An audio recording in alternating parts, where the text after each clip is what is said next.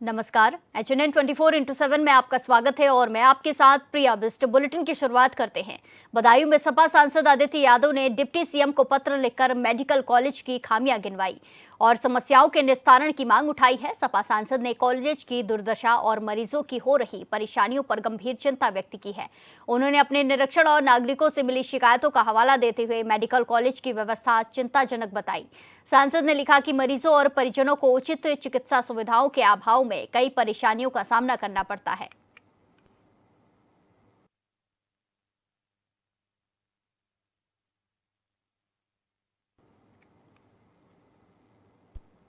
सीतापुर के सिधौली कोतवाली क्षेत्र में बीजेपी कार्यकर्ताओं को थाने में बैठाने को लेकर बीजेपी जिला उपाध्यक्ष करुणा शंकर और कोतवाल बलवंत शाही के बीच जमकर नोकझोंक हो गई। इस दौरान दोनों पक्षों के बीच भी की गर्मा गर्मी का वीडियो भी सोशल मीडिया पर तेजी से वायरल हो रहा है, जिसको लेकर कोतवाली का माहौल और बिगड़ गया। हालांकि कुछ देर बाद बीजेपी नेता और कार्यकर्ता कोतवाली से चले गए।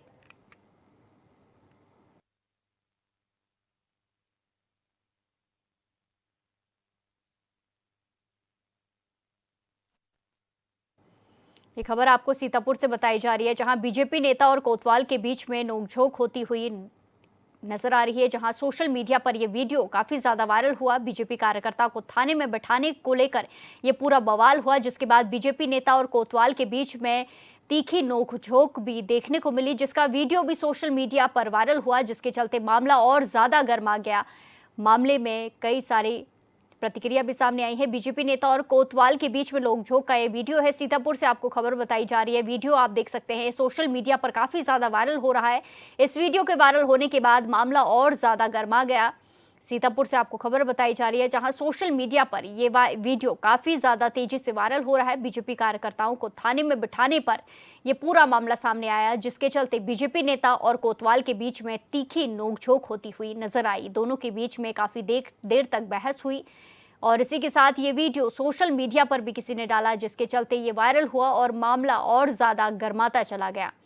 सीतापुर से आपको बताई जा रही है खबर, जहां सोशल मीडिया पर यह वीडियो काफी ज्यादा वायरल हो रहा है, जिसमें बीजेपी कार्यकर्ताओं को थाने पर बैठाने पर यह पूरा मामला सामने आया। सीतापुर के सिंधौली कोतवाली क्षेत्र में बीजेपी कार्यकर्ताओं को थाने में बिठाने को लेकर बीजेपी जिला उपाध्यक्ष का कोतवाली में हंगामा देखने को मिला है। इस खबर पर ज्यादा जानकारी के साथ सीधे जुड़ेंगे संवाददाता ज्योति कुमार से। ज्योति, जिस तरीके से वीडियो पूरा वायरल हो रहा है, जिसमें नेता और कोतवाल के बीच में तीखी नोकझोंक दिख रही है, क्या कुछ इसमें अपडेट है? क्या कुछ अब मामले में आगे देखने को मिल रहा है? जी, जैसा कि आपको बता दें कि ये मामला जो है सीतापुर सिधौली कोतवाली क्षेत्र में जो है भाजपा के जो जिला उपाध्यक्ष हैं करुणाशंकर सिंह और करुणाशंकर और कोतवाल बलवंत शाही के बीच जो है जमकर जो है नोकझोंक हुई है। मामले में भाजपा कार्यकर्ता को कोतवाली में जो है बैठा लिया जाने के कारण ये सारा विवाद बढ़ा है और इस पे काफी नाराजगी देखी गई है। जी बिल्कुल। अभी जिस तरीके से पूरा मामला सामने आया, वीडियो भी सामने आया, इसके बाद क्या कुछ इसमें निकलकर सामने आया है और जो कोतवाली पर कार्यकर्ताओं को बिठाया, इसका क्या कुछ रीजन था, क्या कुछ वजह थी?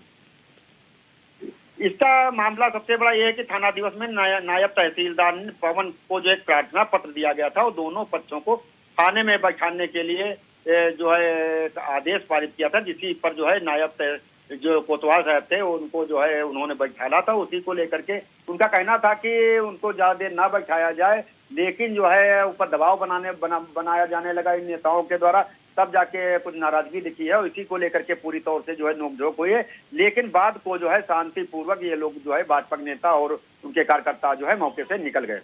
जी बिल्कुल, धन्यवाद ज्योति हमारे साथ जानकारी साझा करने के लिए। इसी के साथ खबरों में आगे बढ़ते हैं। आई लव मोहम्मद विवाद पर यूपी एटीएस ने कानपुर समेत यूपी में छापेमारी के दौरान कानपुर, रामपुर, सोनभद्र और सुल्तानपुर से 4 कट्टर पंथियों को गिरफ्तार किया है।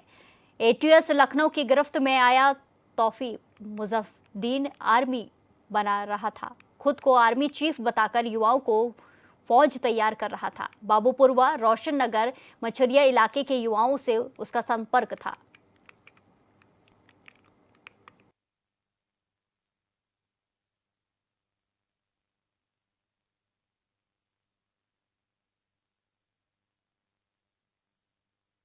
ये खबर आपको कानपुर से बताई जा रही है, जहां से 4 कट्टरपंथियों को गिरफ्तार किया गया है। तौफीक मुजाहिदीन एक आर्मी बना रहा था, जिसमें कई सारे लोगों को वो जोड़ रहा था। आपको खबर बताई जा रही है, जहां आई लव मोहम्मद विवाद पर यूपी एटीएस ने कानपुर समेत यूपी में छापेमारी के दौरान कानपुर, रामपुर, सोनभद्र और सुल्तानपुर से 4 कट्टरपंथियों को गिरफ्तार किया है। एटीएस लखनऊ की गिरफ्त में आया तौफीक मुजाहिदीन आर्मी बना रहा था।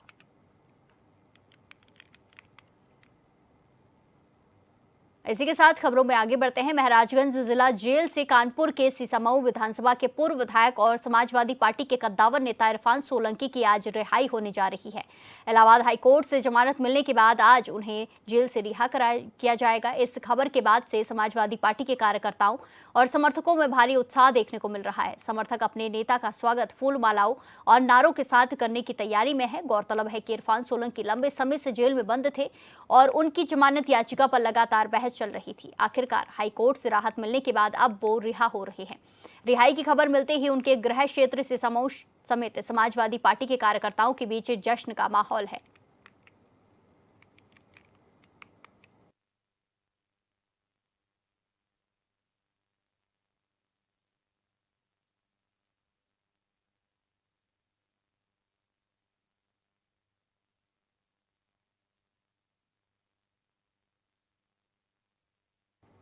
इसी के साथ खबरों में आगे बढ़ते हैं। हरदोई के गांधी भवन में मुख्यमंत्री के निर्देश में मिशन शक्ति अभियान 5.0 के अंतर्गत एक भव्य जागरूकता कार्यक्रम का आयोजन किया गया। इस अवसर पर मुख्य अतिथि के रूप में जिला पंचायत अध्यक्ष प्रेमावती जी उपस्थित रही।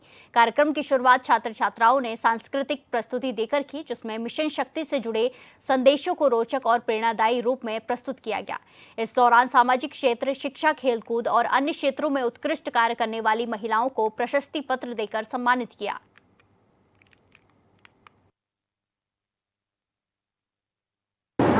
मिशन शक्ति फेज़ 5 जो कि 20 सितंबर से इसका शुभारंभ किया गया था और 21 सितंबर से लगातार इसमें कार्यक्रम चल रहे हैं। और आज इसी क्रम में जो हमारे जिला पंचायत अध्यक्षा हैं, उनकी वो विशिष्ट अतिथि थे, उनकी अध्यक्षता में आज ये कार्यक्रम आयोजित किया गया है। इसमें डीएम साहब की उपस्थिति में यहाँ पर जितने भी लोग हैं उनको इसके बारे में जागरूक किया गया है। प्लस आज का जो मुख्य थीम थी वो थी कि जितने भी हमारे स्कूल के जो अध्यापक हैं, साथ ही साथ वहाँ पे बच्चियाँ हैं, प्लस हमने हमारे जितने इंडस्ट्रियलिस्ट हैं उनकी तरफ से, प्लस जो पोस्ट कमेटी है उसके बारे में भी जानकारी देनी थी और साथ ही साथ लोगों को जागरूक करना था। प्लस पूरे जनपद से जिन बालिकाओं के द्वारा या जिन महिलाओं के द्वारा अच्छा काम किया गया है उनको पुरस्कृत करना था, वो करवाया गया है। और लगातार इसी तरह के जो कार्यक्रम हैं वो अगले जो दिसंबर है तब तक चलते रहेंगे।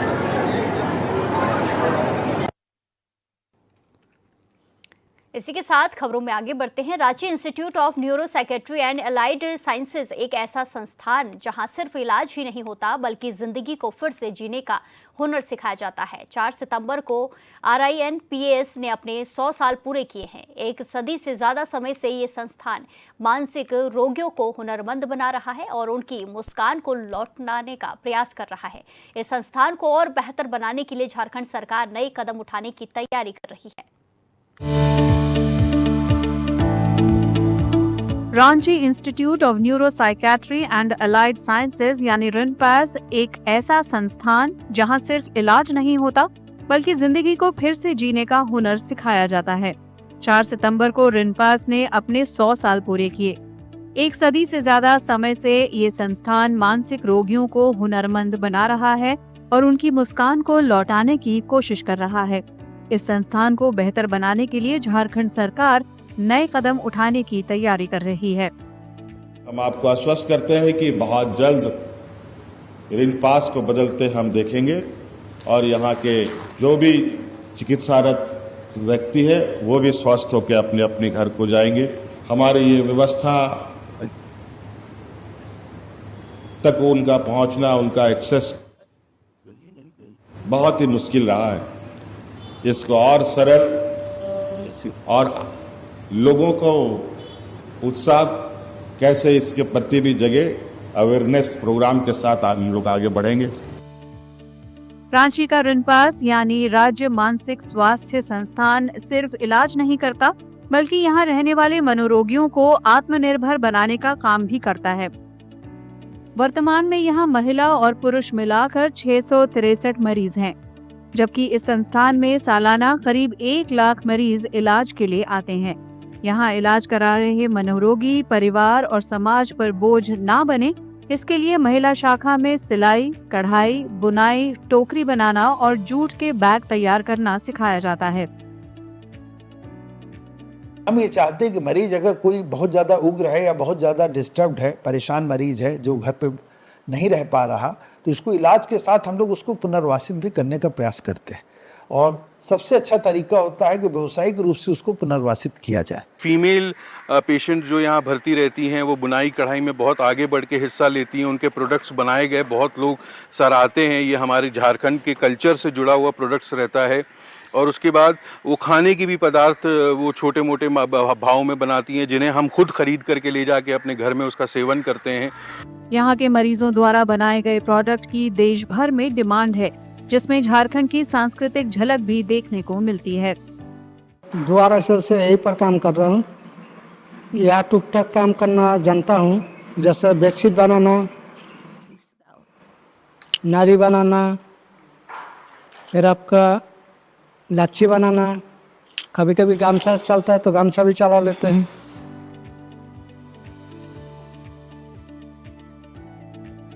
रिनपास सिर्फ काम सिखाने की जगह नहीं है, ये एक ऐसा आशियाना है जहाँ पर टूटे मन को फिर से उड़ने के लिए पंख मिलते हैं। यहाँ हर आत्मा से कहा जाता है, तुम सक्षम हो, तुम मायने रखते हो। इसी के साथ खबरों में आगे बढ़ते हैं। प्रयागराज के अशोकनगर दुर्गा पूजा पंडाल में वाराणसी के मशहूर घाटों और काशी विश्वनाथ मंदिर की प्रतिकृतियां खूबसूरती से दर्शाई गई हैं। कोलकाता के कारीगरों ने इस पंडाल को तैयार किया है। इसमें बनारस की कला संस्कृति, गलियों, घाटों, बनारसी व्यंजनों, लस्सी और पान के साथ साथ वहां का पूरा माहौल जीवंत किया गया है। यह एक पवित्र शहर है जो दूसरे पवित्र शहर के भीतर मौजूद है ना हैरान करने वाली बात। उत्तर प्रदेश के प्रयागराज में अशोकनगर दुर्गा पूजा समिति संगम नगरी में शिव नगरी वाराणसी की झलक पेश कर रही है। 45 फीट ऊंचे इस खास दुर्गा पूजा पंडाल में आपको प्राचीन काशी की कला संस्कृति के दीदार होंगे। यहाँ वाराणसी के मशहूर घाटों के साथ साथ काशी विश्वनाथ मंदिर की प्रतिकृतियाँ भी प्रदर्शित की गई हैं। इतना ही नहीं, आप यहाँ बनारसी व्यंजनों का स्वाद चख सकते हैं, लस्सी पी सकते हैं और मशहूर बनारसी पान भी खा सकते हैं। यहाँ अशोकनगर पंडाल दुर्गा पंडाल देखने आए हैं हम, और यहाँ बहुत अच्छा डेकोरेशन हुआ है। लाइक ये पूरा जो थीम है ये बनारस थीम पे है कि बनारस में क्या क्या चीज़ें फेमस है, या फिर वहाँ का कल्चर कैसा है। जैसे हम लोग घाट पे जाते हैं, वहाँ से गलियों से निकलते सेम वैसा ही लग रहा है। जैसे वहाँ की गलियों में समोसे कचौड़ी मिलते थे, वैसे ही यहाँ पे भी मिल रहे हैं। तो वो एक्सपीरियंस बहुत अच्छा लग रहा है। यहाँ बनारस का जो है कल्चर दिखाया गया है सारा चीज़ के लिए। और हम जैसे बनारस में जाते हैं तो पता चलता है कि हम लोग इसमें जैसे कि वहाँ का गंगा नदी है, काशी विश्वनाथ बाबा के दर्शन करते हैं, वहाँ की लस्सी, वहाँ का खान पान, वहाँ पे क्या है कैसे सारी चीज़ें, और जैसे कि सामने वाले उसमें बना रहे हैं, लस्सी बना के पिला रहे हैं। जैसे हम आए तो ऐसा लग रहा है जैसे मैं बनारस की गलियों में घूम रही हूँ। यहाँ अशोकनगर पंडाल में आए हैं और बनारस का पूरा थीम दिखाई गई है, जैसे आधुनिक बनारस इस समय है। और जो वो क्या कहते हैं, जो बनारस की विशेषताएं हैं कि हाँ वहाँ पान है, पान की दुकान है और लस्सी की है, वो सब सारी चीज़ें इसमें दर्शाई गई हैं बहुत अच्छी तरीके से। हाँ, वहाँ घाट और मंदिर सब दिखाया गया है, बहुत अच्छा लग रहा है देखने में। प्रयागराज में बनारस की झलक पेश करते इस खूबसूरत पंडाल को कोलकाता से आए कारीगरों ने तैयार किया है। ये प्रयागराज के दिल में मौजूद लोगों को बनारस में होने का एहसास करा रहा है। अब वक्त एक छोटे से ब्रेक का, फिर लौटेंगे कुछ खबरों के साथ। बने रहिए हमारे साथ।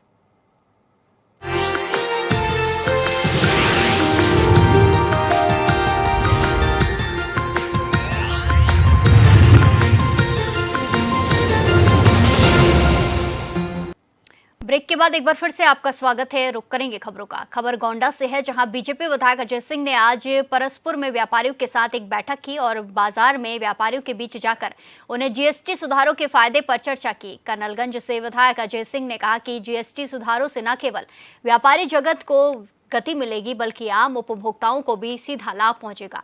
इससे मजदूर, किसान, गृहिणी, व्यापारी, उद्यमी और युवा वर्ग को फायदा होगा। दैनिक उपयोग की वस्तुओं के दाम कम होने से ग्राहकों और मध्यम वर्गीय परिवार को सीधा फायदा हो रहा है।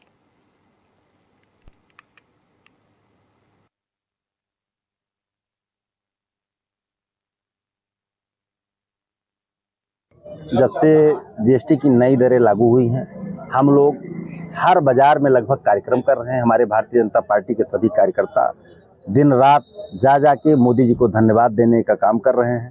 धन्यवाद हर जगह, हम विकास खंड में, नगर पंचायत में, पालिका में, हर क्षेत्र में जाकर धन्यवाद देने का काम किया जा रहा है। और घटी हुई दरों पे हम लोग चर्चा कर रहे हैं। किसी भी उपभोक्ता को कोई समस्या ना हो, किसी भी दुकानदार को भी कोई समस्या ना हो, इस पर भी चर्चा कर रहे हैं, आपसी तालमेल बनवा रहे हैं। अलीगढ़ के एक निजी गेस्ट हाउस में करेणी सेना का शस्त्र पूजन कार्यक्रम हुआ, जिसमें मुख्य अतिथि करेणी सेना के राष्ट्रीय अध्यक्ष सूरजपाल सिंह अम्मू थे। सूरजपाल सिंह का मंच से संबोधन करते हुए वीडियो सामने आया है, जिसमें सूरजपाल सिंह एएमयू पर तीखी प्रतिक्रिया देते हुए दिखाई दे रहे हैं। उन्होंने कहा कि एएमयू में जब नमाज हो सकती है तो दुर्गा पूजा भी होनी चाहिए। वहीं एएमयू के स्टूडेंट यूनियन हॉल में लगी जिन्ना की तस्वीर पर भी उन्होंने कटाक्ष किया।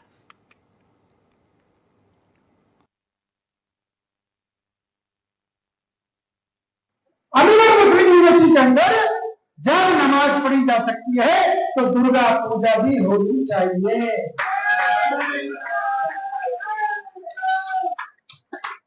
होगी नहीं, और वो कब होगी? बार बार आंदोलन करने से नहीं, रुक जाओ। ये कौन से राजा की जमीन है? अलीगढ़ मुस्लिम यूनिवर्सिटी महेंद्र प्रताप जी की जमीन थी, सैकड़ों एकड़ जमीन थी। क्या इनका बाप लेकर गया था क्या? आज भी ये अलीगढ़ मुस्लिम यूनिवर्सिटी के अंदर जिन्ना अपने बाप की नाजायज बाप की फोटो लगा के रखते हैं कि नहीं रखते? क्या वो होनी चाहिए क्या? माता बिजासेन का मंदिर लगभग 200 साल पुराना है। ये आस्था का धाम आज पूरे क्षेत्र में श्रद्धालुओं के लिए आकर्षण का केंद्र है। इतिहास की बात करें तो कहा जाता है कि पूर्व में एक श्रद्धालु भक्त ने मां के नाम की एक शिला यहां स्थापित की थी। उसी क्षण से मानो माता बिजासेन ने इस स्थान को अपनी शक्ति और आशीर्वाद से पवित्र कर दिया था। धीरे धीरे भक्तों की आस्था बढ़ गई और फिर एक साधारण शिला से आरंभ हुआ ये स्थान आज भव्य मंदिर का रूप ले चुका है।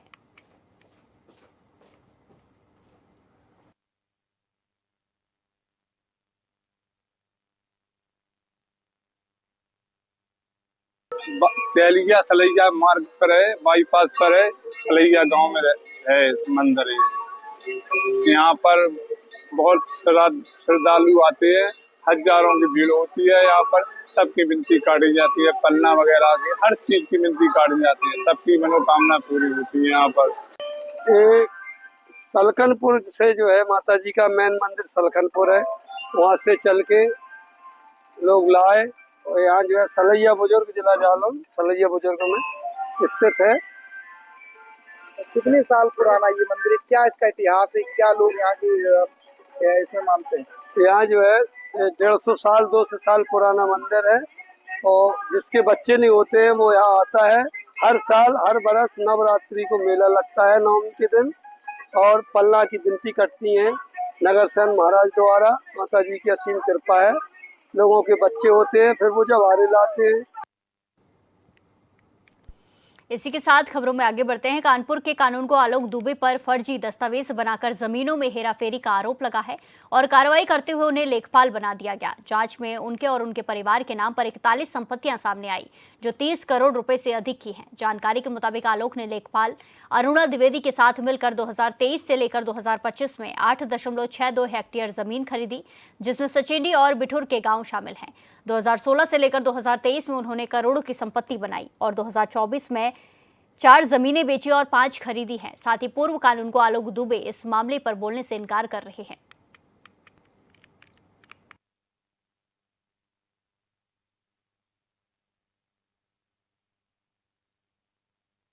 एक विषय आया था मेरे संज्ञान में फरवरी में कि हमारे लेखपाल और कानूनगो ने किसी निजी व्यक्तियों से मिलकर जिस दिन विरासत का आदेश हुआ उसी दिन अपने नाम ही जमीन करा ली। उसमें एक पहले से सदस्यीय समिति गठित थी और उस समिति की रिपोर्ट को मेरे द्वारा गंभीरता से लिया गया। उस प्रकरण में थाना कोतवाली में एफआईआर भी दर्ज कराई गई है और उसके अलावा विभागीय कार्यवाही जो है नियमों में वो की गई। उस विभागीय कार्यवाही में मेरे स्तर से कानूनगो का जो कार्यवाही है वो अंतिम स्वरूप प्रदान किया गया है और उनको कानूनगो को डिमोट करके लेखपाल के पद पर पदस्थापित किया गया। इस बुलेटिन में फिलहाल के लिए इतना ही। बाकी तमाम खबरों के लिए देखते रहिए HNN 24/7। नमस्कार।